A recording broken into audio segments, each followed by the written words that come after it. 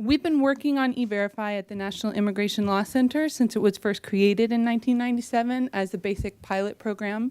We've heard from many people over the course of that time about how erroneous non-confirmations have affected their ability to work.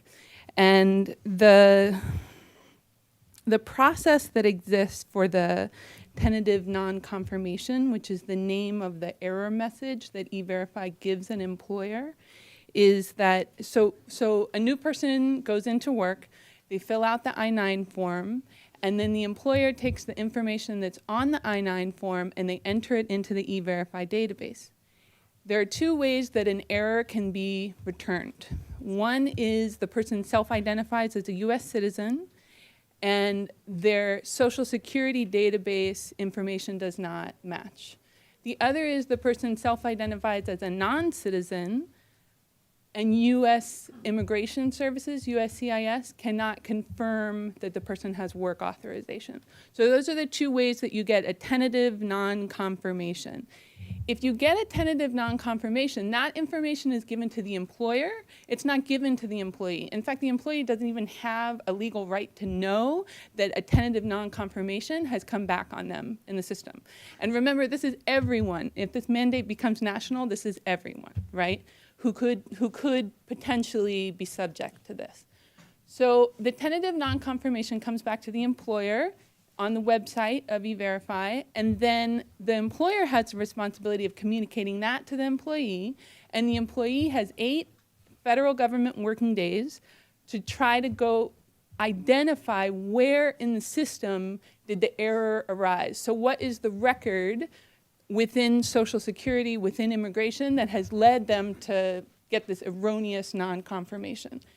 If they are not able within, so 2 things. If they don't go within the 8 days, the tentative non-confirmation automatically turns into a final non-confirmation.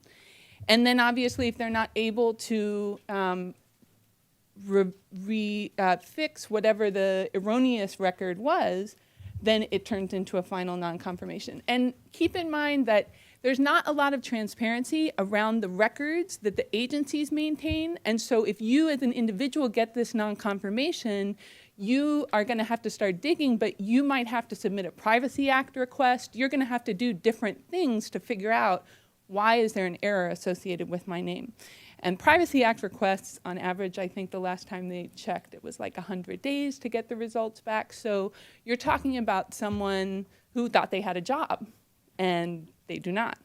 So because employers, obviously, as soon as that tentative non-confirmation becomes final, they have to essentially fire the person, or else they're looking at sanctions. They're looking at monetary penalties, right? So here are some numbers for you to think about. The most recent audit on the error rate, the data, unfortunately, is old. It's from 2009. We haven't seen any more recent data published from immigration, which is kind of, we don't know why there's not more recent data, but the best data that we have is from 2009. And what it showed was that 0.3% of everyone who was run through the system in 2009 got an erroneous tentative non-confirmation.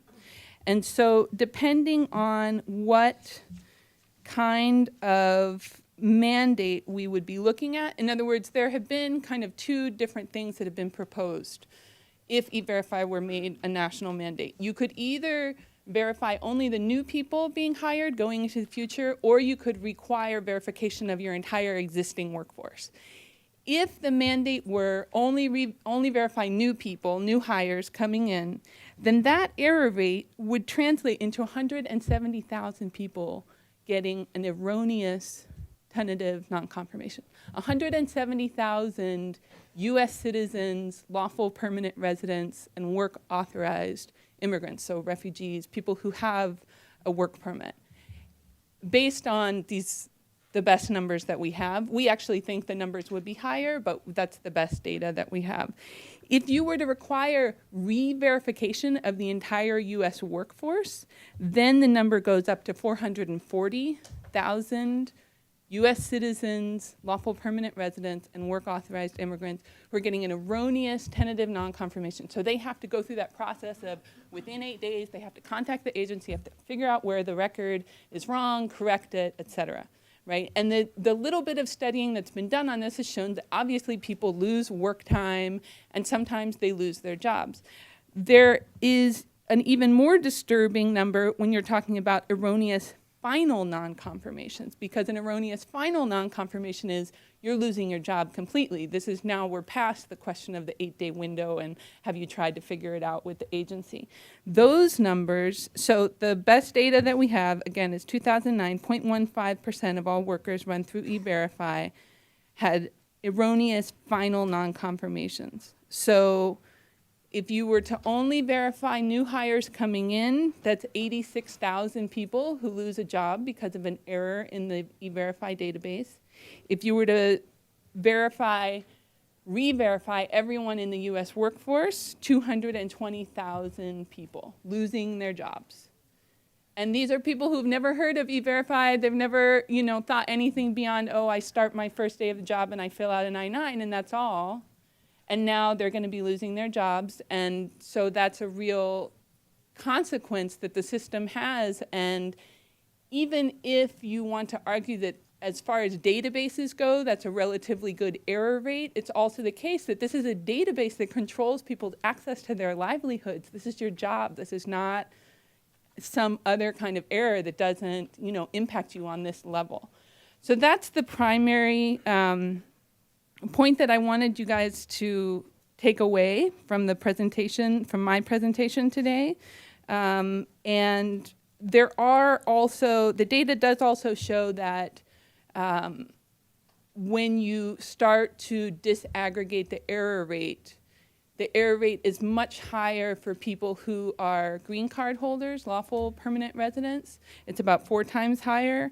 And then if you are a work authorized non-citizen, so if you're a refugee or otherwise, you have some kind of immigration status that does give you a work permit, the error rate for those people is 27 times higher than a US citizen.